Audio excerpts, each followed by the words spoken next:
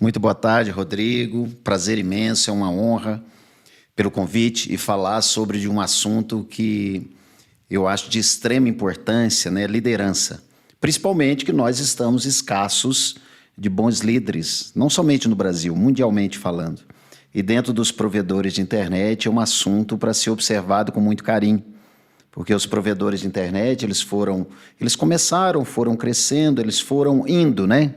Indo sem preparar. E liderança, de fato, é o coração da empresa. Hoje nós temos que pensar em preparar os nossos líderes, capacitar os nossos líderes, que são os líderes que vão fazer com que as coisas aconteçam. Tem uma frase que eu gosto muito, eu falo, né? Isso gera até às vezes alguma polêmica, né? Estar numa posição de liderança definitivamente não é a mesma coisa que liderar. E muitas pessoas às vezes não entendem isso, né? E a maioria dos líderes nos provedores de internet, eles caíram de paraquedas. Eles não foram preparados, né? Eles faziam algo bem feito, eles fazem algo bem feito e são colocados para liderar. E isso é um grande risco. Mas é importante pensar nesse assunto com carinho. Que bom estar aqui, muito obrigado, me sinto honrado. E vamos entregar aí para a turma, né? Sobre o que tem que ser feito para ter lideranças mais saudáveis e que tenham resultados maiores dentro do provedor. Não, com certeza. Explanando mais sobre esse assunto, né, você que vem atendendo inúmeros provedores em todo o Brasil, né, nesse item específico, liderança, vamos conversar. Quais são as características de um bom líder e o que você tem visto de escassez nos provedores, né, o que a gente pode entregar para eles de uma forma que eles possam melhorar nesses músculos, nesse sentido, né? Sim. As características dos líderes, elas são inúmeras, né? Porque o líder ele precisa, de fato, ser completo. Mas eu gosto muito de ressaltar, primeiramente, sobre os tipos de líderes que existem. Eu colocaria no mercado que existem dois tipos de liderança. Existe aquela liderança que é a liderança antiga e arcaica, que eu chamo de líder dissonante. O líder dissonante é aquele que destrói uma equipe, sem saber, de fato. E aquele líder que é o chefe, é o líder mandão. Hoje, infelizmente, não tem mais espaço para o chefe hoje, nem dentro dos provedores, nem dentro de qualquer uma outra empresa. Antes nós víamos filas de gente entregando currículo em empresas. Então fazia aquela fila de pessoas entregando currículo quando abria uma vaga. Hoje não. Hoje nós não temos mais isso. E o que faz sustentar um colaborador dentro da empresa são os líderes. De cada 10 colaboradores, e são estatísticas, né? São números que nós trazemos aí do mercado, que não foi algo que eu escutei, eu fui buscar esses números dentro dos provedores. De cada 10 colaboradores que saem de uma empresa, de um provedor de internet, seja ou foi mandado embora ou pediu a conta, de cada 10, 8 a responsabilidade é do líder. Olha que número triste, né? Se nós temos os líderes ali para sustentar, para melhorar a equipe, melhorar o ambiente, para inspirar pessoas, para motivar pessoas, nós temos de cada 10 colaboradores que é afastado da empresa, 8 a culpa, a responsabilidade é do líder. Então eu colocaria como a primeira grande característica do líder autorresponsabilidade.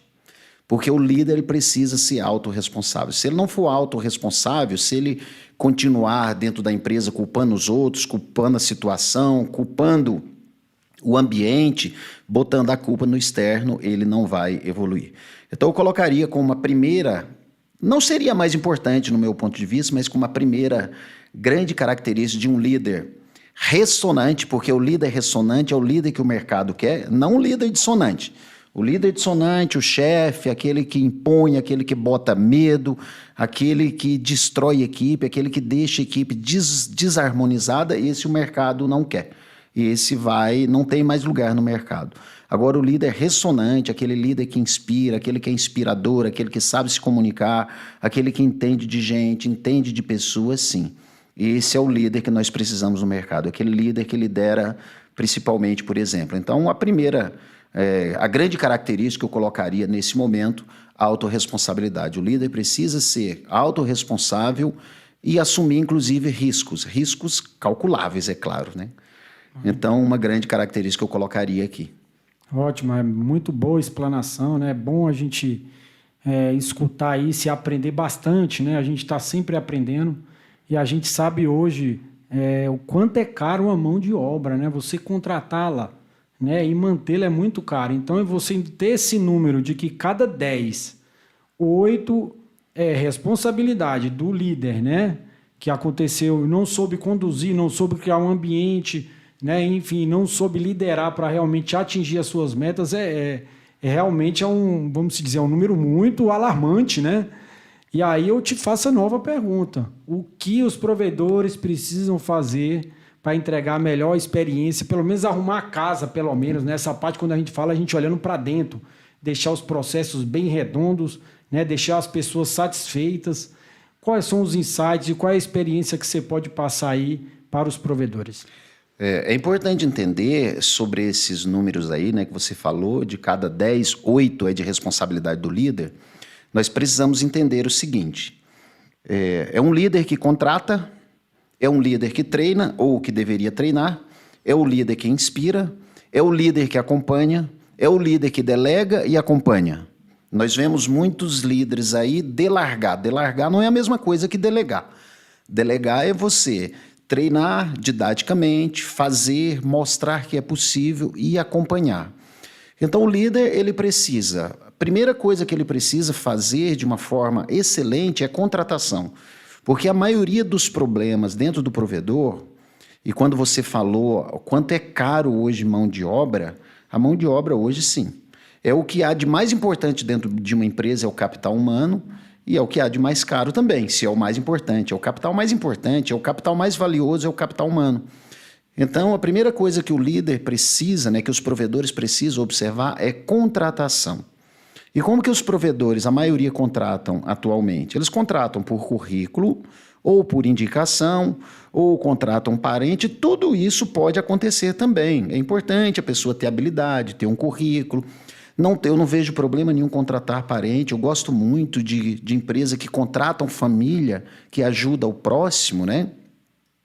Mas, antes de pensar em tudo isso, fazer avaliação de teste, fazer avaliação de perfil comportamental, traço de personalidade. Porque aquele ser humano ele pode ser muito bom para algo, mas se ele não estiver no local certo, mediante o perfil, o traço de personalidade dele, ele não vai seguir adiante, ele vai estar insatisfeito. Então, é importante o provedor ele passar a contratar por comportamento, porque, afinal, nós dispensamos pessoas, as pessoas vão embora por comportamento. Então, eu preciso contratar por comportamento, não por habilidade.